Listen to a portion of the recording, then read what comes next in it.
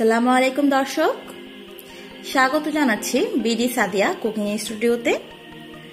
আমের সিজন এখন, আর আমের সিজনে প্রচুর কাঁচা আম এবং পাকা আম পাওয়া যায়।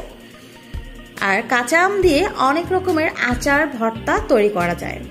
সেখান থেকেই আজকে আমি আপনাদেরকে কাঁচা আমের খোসা সহ টকঝাল মিষ্টি আচার কিভাবে তৈরি করতে হয় সেটাই করে দেখাবো। আর দেরি না করে চলুন দেখে নিই কি করে কাঁচা আমের খোসা সহ টকঝাল মিষ্টি আচার তৈরি করতে হয়। এখানে আমি 1.5 কেজি কাঁচা আম নিয়েছি। বেশি ছোটও না, আবার বেশি বড়ও না। এই আমগুলোকে আমি ভালো করে ধুয়ে মুছে নিয়েছি। আমগুলোকে আমি এরকম করে কেটে নিয়েছি। একটা আমকে 4 টুকরা করেছি। এবার আমি নিয়েছি 1 কাপ সরিষা বাটা। অনেক সময় সরিষাটা তেতো লাগে খেতে, সেক্ষেত্রে আপনারা সারা রাত সরিষাটাকে পানিতে ভিজিয়ে রাখার চেষ্টা করবেন, অথবা অনেকটা সময় পানিতে ভিজিয়ে রাখবেন, তাহলে আর এই প্রবলেমটা হবে না। এখন আমি এই সরিষার মধ্যে দিয়ে দিচ্ছি 1.5 চামচ লবণ, 1.5 চামচ হলুদ গুঁড়ো আর 1.5 চামচ মরিচের গুঁড়া, লাল মরিচের গুঁড়া। এখন আমি এটাকে খুব ভালো করে একসাথে মিশিয়ে নিচ্ছি। মেশানো হয়ে গেছে। এবার আমি এই মিক্স করা সরিষাটা আমগুলোর মধ্যে ঢেলে দিচ্ছি। ঢেলে আমগুলোর সাথে এই সরিষাটাকে আমি খুব ভালো করে হাত দিয়ে মিক্স করে নেব, যেন প্রত্যেকটা আমের মধ্যে সরিষাগুলো লাগে। আমগুলোর মধ্যে সরিষাটা আমি খুব ভালো করে মেখে একটা ট্রেতে ছড়িয়ে দিয়েছি। এবার আমি এই আমগুলোকে 5 থেকে 6 ঘন্টা রোদে শুকিয়ে নেব। আপনাদের যাদের রোদে দেওয়ার ব্যবস্থা নেই, তারা ফ্যানের নিচে 6 থেকে 7 ঘন্টা খুব ভালো করে শুকিয়ে নিলেই হবে। 6 ঘন্টা পর চুলায় একটি হাঁড়ি বসিয়ে দিয়েছি। হাঁড়িটি গরম হয়ে গেছে। এখন আমি এখানে দিয়ে দিচ্ছি 1.5 কাপ সরিষার তেল। 1.5 কাপ সরিষার তেল দিয়ে দিয়েছি। তেলটা আপাতত আমি 1.5 কাপই দিলাম। যদি পরবর্তীতে আরও লাগে সেক্ষেত্রে তেলটা গরম করে অ্যাড করে দেয়া যাবে, কোনো সমস্যা হবে না। তেলটা হালকা গরম হয়ে গেছে। এবার আমি এখানে আমার কুচি করে রাখা রসুনগুলো দিয়ে দিচ্ছি। রসুনগুলো আমি একেবারে কুচি করিনি, একটু বড় সাইজের রসুনগুলোকে আমি মাঝখান থেকে 2 টুকরা 3 টুকরা করে এরকম করে কুচি করে নিয়েছি। এবার আমি তেলের মধ্যে রসুনগুলোকে 2 থেকে 3 মিনিট ভেজে নিব। বেশি ভাজলে একদম সেদ্ধ হয়ে যাবে। রসুনটা আমার একটু ভাজা হয়ে গেছে। এবার আমি এখানে 6-7টা শুকনা মরিচ দিয়ে দিচ্ছি। শুকনা মরিচগুলোকে আমি রসুনের সাথে 1 মিনিট নেড়ে চেড়ে ভাজবো। আমার রসুন আর শুকনা মরিচগুলো ভাজা হয়ে গেছে। এবার আমি আমার 6 ঘন্টা শুকিয়ে রাখা আমগুলো একে একে দিয়ে দিচ্ছি।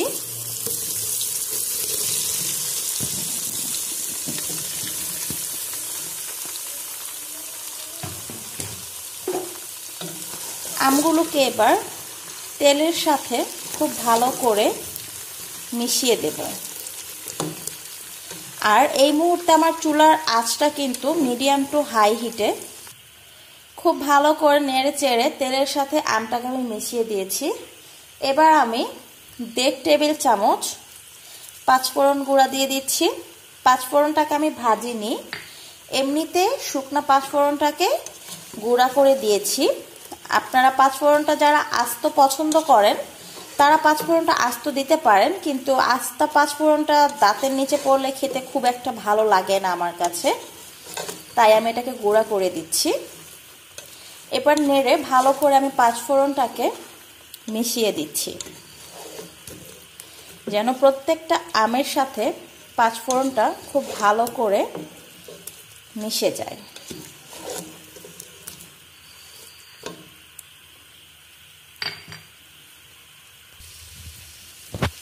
পাঁচফোড়নটাকে আমি খুব ভালো করে মিশিয়ে দিয়েছি। মিশিয়ে আমি 1 কাপ চিনি দিয়ে দিচ্ছি। আমি যে আমটা নিয়েছি সেটা খুবই টক, আর যাদের আম বেশি টক না তারা আরেকটু চিনি কম দিতে পারে। চিনিটাকে খুব ভালো করে মিশিয়ে দিয়েছি। এবার দিয়ে দেব সিরকা।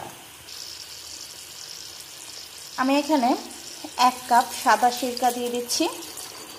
আপনারা অবশ্যই সাদা সিরকাটাই ব্যবহার করবেন। এবারও একটু নেড়ে চেড়ে মিশিয়ে দিচ্ছি আমি। আমার চুলাটা কিন্তু মিডিয়াম টু হাই হিটে রেখেই আমি এই কাজগুলো করছি।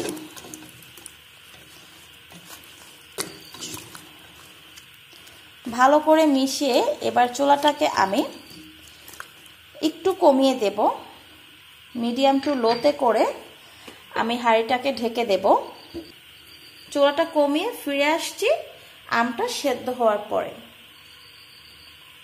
এর মাঝখানে কয়েকবার নেড়ে দিতে হবে, নয়তো তলায় লেগে যেতে পারে। মাঝখানে একবার ঢাকনাটা তুলে নেড়ে দিচ্ছি, কারণ নেড়ে না দিলে তলায় লেগে যেতে পারে। যদিও এখানে চিনি থেকে পানি এবং সিরকার কারণে অনেকটাই এখনো ঝোলঝোল রয়ে গেছে, তারপরেও নেড়ে দিচ্ছি। আর সেই সাথে দিয়ে দিচ্ছি আমি 1 চা চামচ লবণ। লবণটা দিয়ে খুব ভালো করে আমি আচারটা মিশিয়ে দেব। আচারটাকে লবণের সাথে মিশিয়ে দিয়ে আমি আবার ঢাকনা দিয়ে হাঁড়িটাকে ঢেকে দেব এবং চুলাটা আছে মিডিয়াম টু লোতে। ঢাকনাটা দিয়ে আবার অপেক্ষা করব আমগুলো সেদ্ধ হওয়ার জন্য।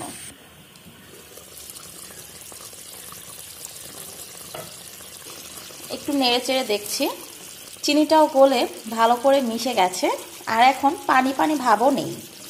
আর সেই সাথে আমি একটুখানি দেখছি আমার আমটাও কিন্তু খুব ভালো করে সেদ্ধ হয়ে গেছে, আর আচারটা থেকে খুবই সুন্দর একটা স্মেল আসছে।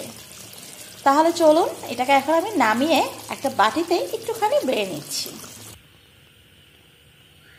আচারটাকে আমি একটা বাটিতে সার্ভ করেছি, আপনারা দেখতে পাচ্ছেন।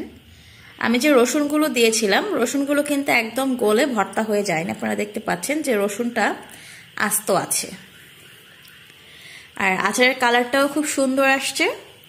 আপনারা এই আচারটাকে নর্মাল বয়মে ভরে প্রায় 6 মাস খেতে পারবেন, আর ফ্রিজের নর্মাল চেম্বারে রেখে প্রায় 1 থেকে 1.5 বছর আপনারা এই আচারটাকে খেতে পারবেন। তবে হ্যাঁ, বয়মে রাখার আগে অবশ্যই কিন্তু শিওর করবেন যে বয়মটা সম্পূর্ণ ক্লিন অ্যান্ড শুকনো ছিল। আর আচার নেয়ার ক্ষেত্রে অবশ্যই হাতে আচার নেবেন না, আর যে চামচ দিয়ে একবার আচারটা নেবেন সেকেন্ড বার আবার ওই চামচটা দিয়েই আচার নেবেন না, তাহলে আচারটা অনেক দিন ভালো থাকবে। আজকে এ পর্যন্তই, আবার চলে আসবো নতুন কোনো রেসিপি নিয়ে।